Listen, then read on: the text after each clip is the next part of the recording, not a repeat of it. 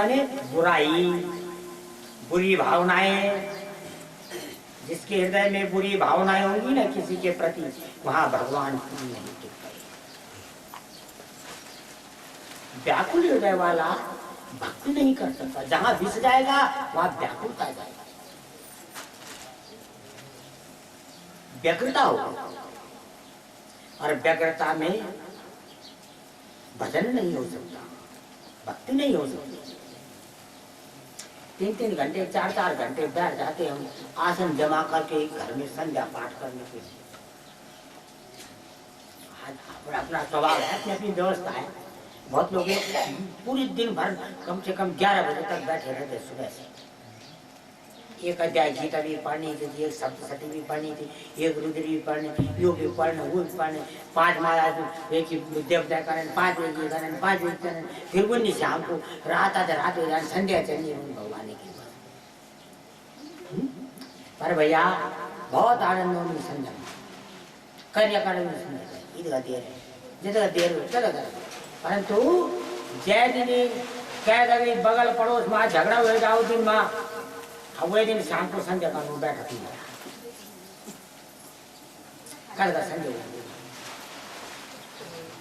क्योंकि पूजा को जो आसन था बहुत विचित्र आसन था। वे माँ जब भी बैठा ऊपर से भी आनंद जो कभी नहीं आने वो मैं गया वर्षों की दुकान बोल रहा हूँ वो बैठा लो यही ऊपर वे नहीं बोल वे नहीं कर आता वो तो ताजे रहना उम्र तो भगवरा बना दे। तब कह की संध्या घंटी भी बजली, माला भी घुमानी, दुकान भी बोलो ओम जय जगदीश हरे, यो बोलो शिव बोलो, परंतु अंदर तो देव दानव संग्राम चलता हो। वो देव दानव संग्राम बहुत खतरनाक है। उसके लिए बोले बुराई को जगह मत दो, हाँ किसी के प्रति बुरी भावना को जगह मत दो। अंतर ये भगवान का स्वभाव है। जहर के लिए जगह नहीं है, कंठ में रोक दिया। हाँ, और एक नाम और बढ़ गया भगवान का, बोल नीलकंठ महादेव जी। भगवान नीलकंठ यत्कार गले नीलम तच्च साधो विभूषण। और तब इस निकली कामधेनु, वो ब्राह्मण को दी गई। भगवान ने कहा इसको ब्राह्मण को दे दो। देवता भी बोल रहे थे हमको दे दो, राक्षस भी बोल रहे, दैत्य भी बोल रहे थे हमको दे दो, अच्छी गाय है, जितना चाहो उतना दूध देती है। हाँ, भगवान ने कहा नहीं, ये ब्राह्मणों की संपत्ति है। ब्राह्मण की संपत्ति गाय है। आज नहीं रह गया, आज नहीं रह गई। आज वो गाय भगवान, हे प्रभु तू ही मालिक है, यार बोलने की जरूरत नहीं है। गाय जो है ब्राह्मणों को दो। फिर रंभा इत्यादि अप्सराएं वे स्वर्ग में चले। पारिजात वृक्ष निकला, वो भी स्वर्ग में चला गया। ऐरावत हाथी निकला, वो देवराज इंद्र को मिला। उच्चैश्रवा घोड़ा में निकला, वो राजा बलि को मिला। पांचजन्य शंकर निकला, वो भगवान ने अपने पास रखा। चंद्रमा निकला, वो भगवान शंकर के जटाजूट में विराजमान हो गए। सारंग धनुष निकला, वो भगवान ने अपने हाथ में रखा, अपने पास लिया। कौस्तुभ मणि निकला, भगवान के वक्षस्थल में विराजमान हो गया।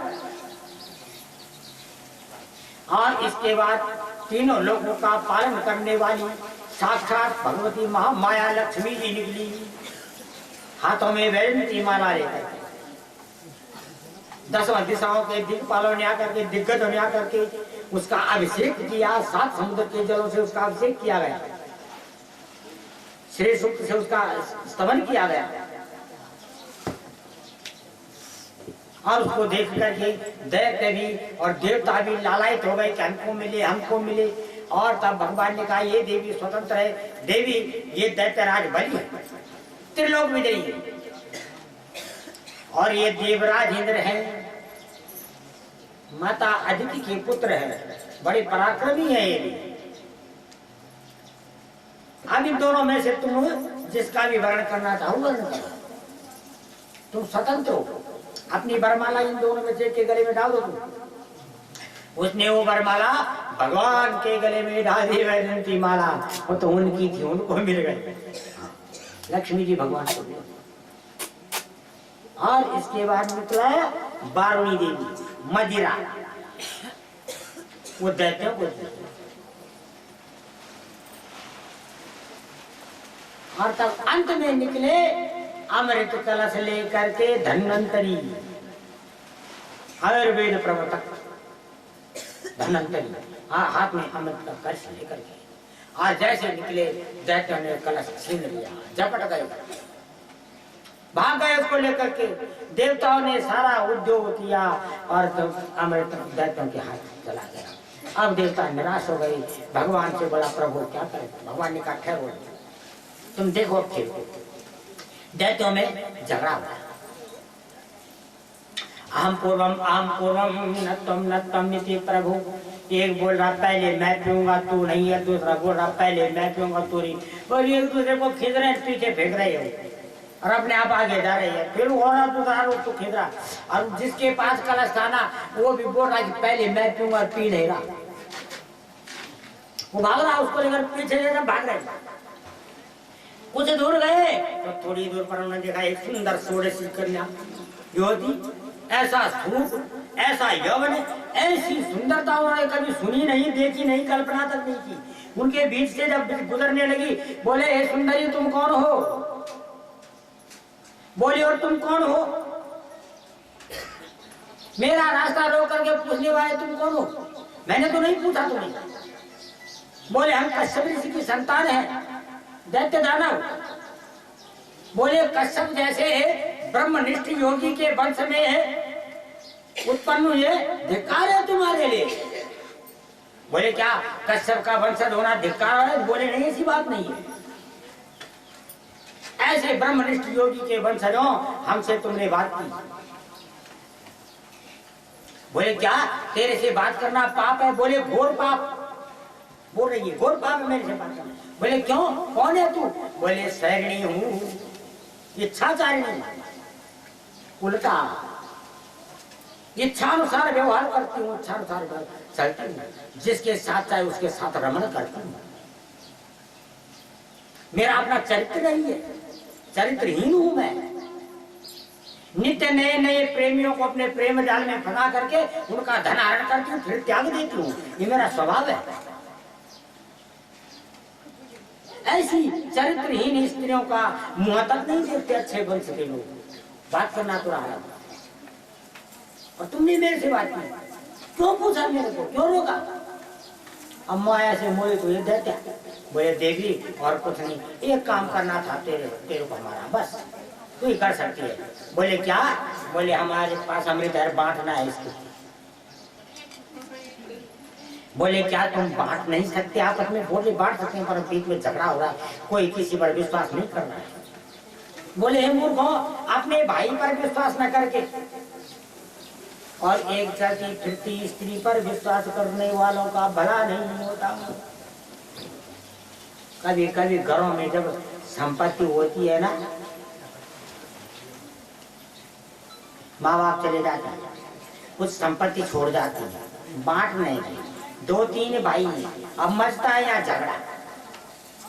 बांटने पर तो 4 आदमी भाई के बुलाने पड़ते, उन पर विश्वास करते, अपने भाई पर नहीं। ये मंदबुद्धि काम है।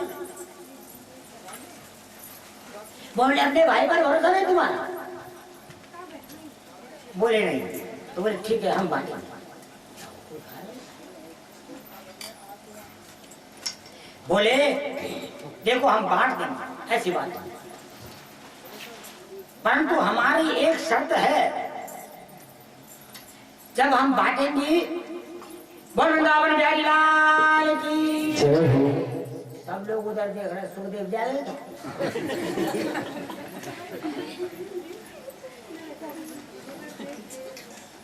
ये संसार का मेला है, यहाँ आते रहेंगे जाते रहेंगे।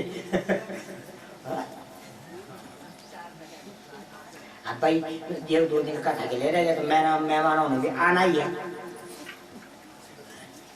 तक आज के मेहमान, आज जो मेहमान आने वाले हैं ना, आलू आए हाथ तक पूरे लगे सिकुआए बीच में जो यूं चुप पछड़े डाल सामने ए बात चुप रहा इधर कथा का तभी आनंद है जब श्रोता सुने तब वक्ता बोले बोले मेरी एक शर्त है ये बोलने की है ये शरीर मैं एक शर्त पर बांटूंगी अमृत कि मैं जिसको जितना दूंगी वो उतने में शांत होना पड़ेगा कोई बीच में नहीं बोलेगा हाँ बोला ठीक है बोले और कौन कौन है इसमें भाग पाने वाले बोले देवता भी है उन्होंने भी उद्यम किया तो बोले उनको क्यों छोड़ रहे हो चलो जहाँ पर देवता है वापस जहाँ पर देवता वहां ला गया अब फिर वही पहले मुझको लिया बोले ऐसे भी नहीं हो पंक्तिबद्ध बैठ जाओ पात्र लेकर के हम बांटेंगे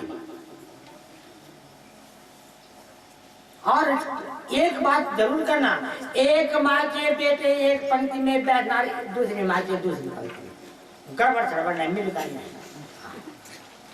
अब देवता एक माँ की है वो एक पंक्ति में इधर दूसरी पंक्ति में और तब राजा बलि से बोले क्योंकि उनका राजा बलि है हे दैत्यराज हम अपनी आदत से मजबूर हैं विवश है बोली क्या आदत है तेरी बोले नाचने की बिना नाचे मेरा कोई काम होता ही नहीं मैं जब किसी काम को करती हूँ तो उसमें पहले नाचती हूँ तो अगर आप कहीं तो यहाँ भी नाचूं अमृत बांटने से पहले राजा भाई ने कहा भाई नाच ले हमारे क्या बिगाड़ेगी अब वो नाचने अब जब वो नाचने लगी त्रिलोक मोहन नाचे तो प्रकृति ने स्वयं संगीत देना प्रारंभ कर दिया क्योंकि वो तो नारायण है और जब नाचेंगे तो प्रकृति विवश है उनका संगीत बजाने के लिए और उसी नाच में उसने दोनों कलश रहा एक अमृत का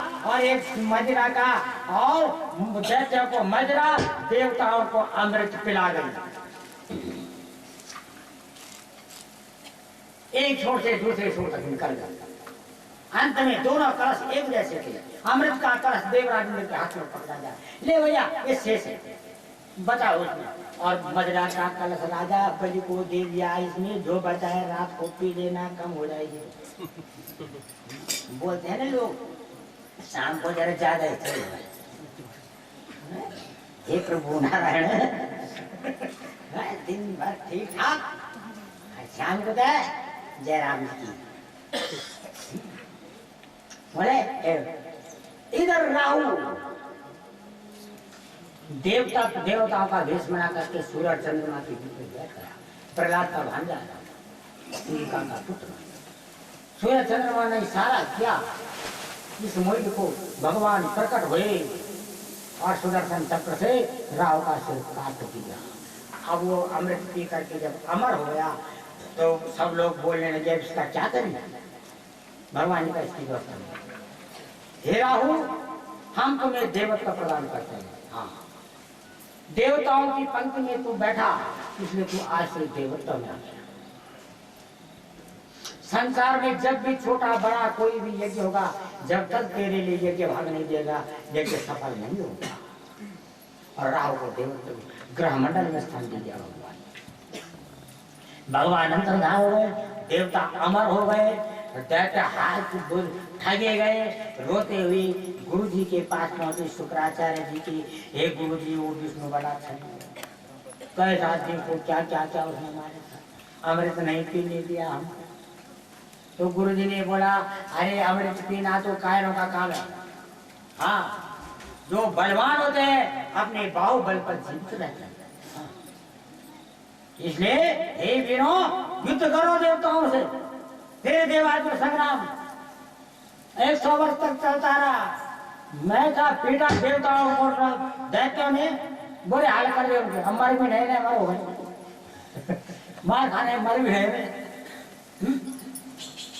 हाहाकार मच गया तब भगवान प्रकट हुए देवताओं ने फिर भगवान को पुकारा और भगवान प्रकट हुए और भगवान ने दैत्यों के दल में जो बड़े बड़े वीर बलवान थे उनको भगवान ने मारना प्रारंभ किया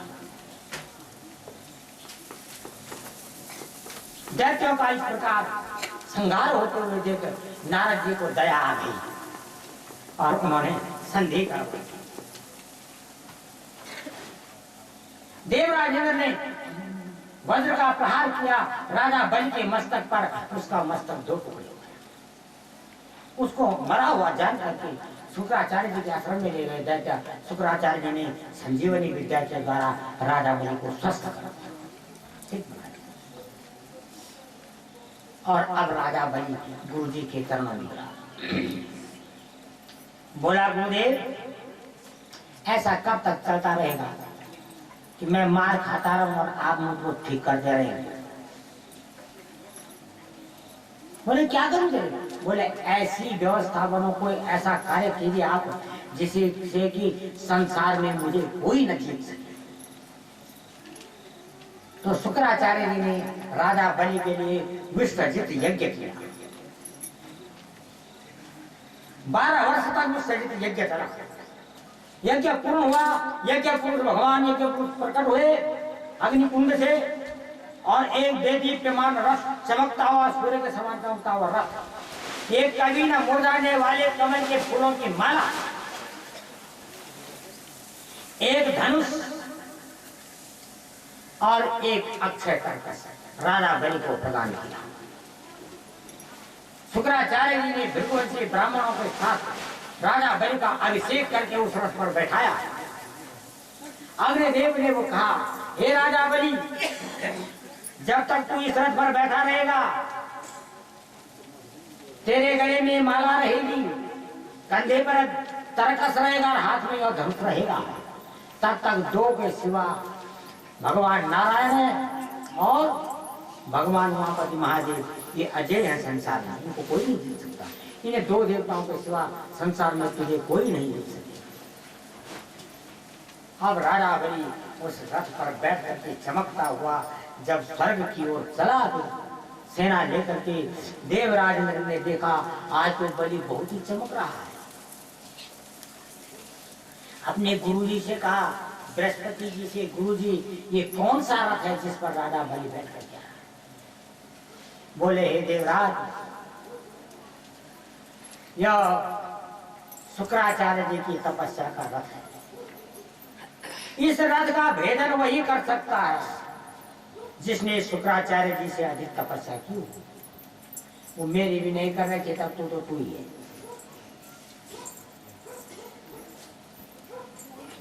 इसलिए तेरा भला इसी में है, तेरे पास है अणिमा सिद्धि, लापता हो। और देवराज इंद्र अपने परिवार सहित अंतर्धान हो गया। राजा बलि स्वर्ग में गया और स्वर्ग की गद्दी पर बैठ गए बलि इंद्र बलि। पृथ्वी लोक भी राजा बलि के पास, स्वर्ग लोक भी गया, दो लोकों का राज्य हुआ इसका। और तब राजा बलि 100 वर्ष तक स्वर्ग के राज्य को संभाला। 100 वर्ष हो गए देवताओं को भटकते भटकते। देवराज इंद्र की माता अदिति अपने पति कश्यप ऋषि के आश्रम में पहुंची, प्रणाम किया और बोली, हे मुनिवर, मेरे तो सारी कामना वृक्ष आप हैं, मेरी सारी कामनाएं आप पूर्ण कर सकते हैं। बोले, देवी क्या करूं तुम्हारे लिए?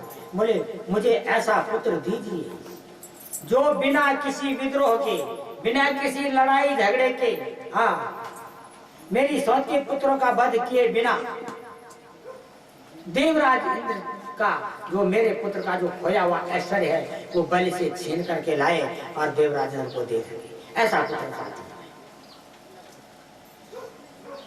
कश्यप जी ने कहा, देवी बहुत कठिन मांग की तुम, क्योंकि ऐसा पुत्र हम नहीं ले सकते, हमारे पास इतनी तपस्या नहीं। हाँ, तुम्हें उपाय बतला सकते हैं। बोले, क्या उपाय है? बोले, तुम्हें एक व्रत करना है 13 दिन का, 13 दिन की तपस्या करनी है तुम्हें केवल। हाँ। बोले, प्रभु करेंगे उस तपस्या को, बताओ कौन सा व्रत है वो? बोले माघ जो है फाल्गुन शुक्ल पक्ष में प्रतिपदा से और त्रयोदशी पर्यंत का व्रत होगा। बोले प्रभु उसके नियम बताइए आप। अब व्रत के नियम बताने लगे कश्यप जी। अदिति को कौन सा व्रत बताएंगे? पयो व्रत। व्रत माने नियम का पालन करना। हम भी लेते हैं व्रत, अनुष्ठान करते हैं, पाठ करते हैं, घर में जप करवाते हैं, उसके कोई नियम होते हैं। अगर नियम नहीं है ना तो क्या फल देगा? कुछ लोग सोचते हैं कि नियम खाली पंडित जी ने करने हैं, हम लेने। ऐसा कुछ समाज में कुछ लोगों का ऐसा ऐसी धारणा बना रखी है।